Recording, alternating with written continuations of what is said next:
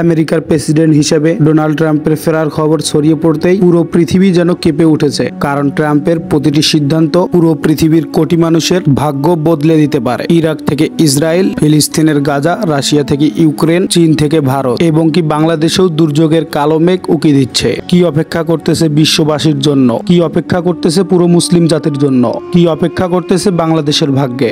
আর কি বা অপেক্ষা করতেছে ইউক্রেনের ভাগ্যে? এই সব প্রশ্নের উত্তর জানতে হলে দেখতে থাকুন আজকের এপিসোডটি। তো চলুন শুরু করা যাক। প্রথমেই চলুন জেনে নেই ডোনাল্ড ট্রাম্প ইরানের সাথে কি করতে পারে। ইরান আর ইসরায়েলের সম্পর্ক এখন এক টকবগে উত্তেজনায় ফুটছে। ইরান পারমাণবিক শক্তিতে নিজেকে আরো শক্তিশালী করতেছে। এতে করে ইরান ইসরায়েল যেন এক ভয়াবহ যুদ্ধের মুখে এসে দাঁড়িয়েছে। যদিও ইরানের নেতারা এখনো ডোনাল্ড ট্রাম্পের কঠোর নিষেধাজ্ঞার দাগ বয়ে বেড়াচ্ছেন, যা তাদের অর্থনীতিকে বিশাল এক ধাক্কা দিয়েছিল এবং সামরিক শক্তিকেও দুর্বল করে দিয়েছিল। আর তাই বলাই যায় ট্রাম্পের আবার ফিরে আসায় ইরানের জন্য নতুন এক বিপদের আশঙ্কা দেখা দিয়েছে। ট্রাম্প যদি আবারও ইরানের ওপর নিষেধাজ্ঞা চালায়, তাহলে ইরানের অর্থনীতি একেবারে ধ্বংসের দিকে যেতে পারে।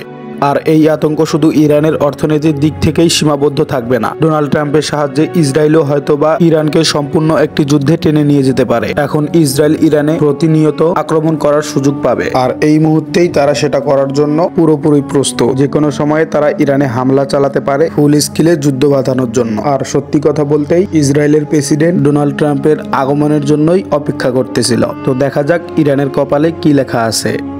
এবার চলুন দেখা যাক বাংলাদেশের ভাগ্যে কি ঝুলে আছে।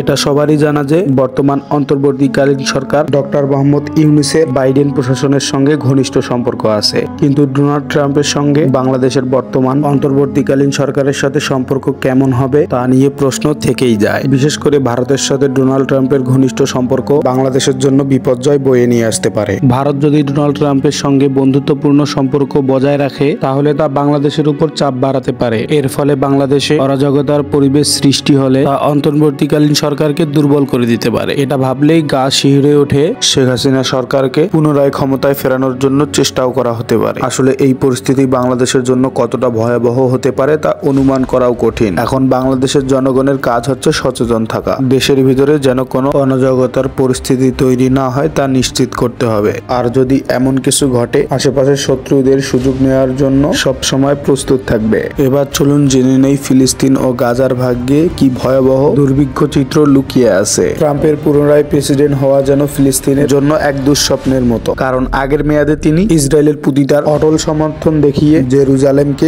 ইসরায়েলের রাজধানী হিসেবে স্বীকৃতি দিয়েছিলেন। এই সিদ্ধান্ত ফিলিস্তিনিদের মন একেবারে ভেঙে দিয়েছিল। তাদের স্বাধীনতার স্বপ্ন যেন আরো দূরে সরে গিয়েছিল। আর তাই বলাই যায় ডোনাল্ড ট্রাম্প ক্ষমতায় বসা মাত্রই ফিলিস্তিনের জন্য আবারও এক ভয়াবহ দুর্ভিক্ষ দিনের আগমন ঘটবে। আমরা অনেকেই হয়তো জানি না ট্রাম্প খ্রিস্টান, তিনিও ইসরায়েলের ইহুদিদের মতো বিশ্বাস করেন ইসরায়েল সম্প্রসারণ নীতি। আর তাই বলাই যায় ডোনাল্ড ট্রাম্প এই ক্ষেত্রে বাইডেন প্রশাসনের চাইতে আরো বেশি সাহায্য করবে ইসরায়েলকে। ইসরায়েলের প্রধানমন্ত্রীর চোখে ট্রাম্পের এই সমর্থন যেন এক সোনার হরে। সে এই সুযোগকে কাজে লাগিয়ে ফিলিস্তিনিদেরকে একেবারে নিশ্চিহ্ন করে দিতে চাইবে। আর তাই বলাই যায় ফিলিস্তিনি জনগণদের জন্য এটা এক অনিশ্চিত ভবিষ্যতের ইঙ্গিত। যদিও বাইডেন প্রশাসনও ইসরায়েলের ধ্বংসযজ্ঞের আগুনে কঙ্কি ঢালেনি।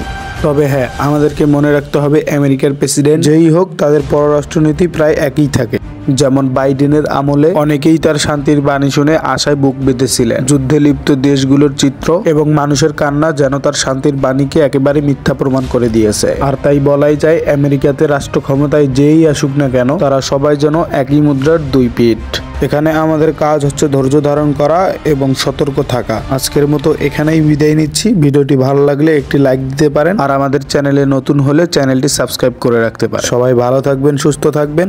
আসসালামু আলাইকুম।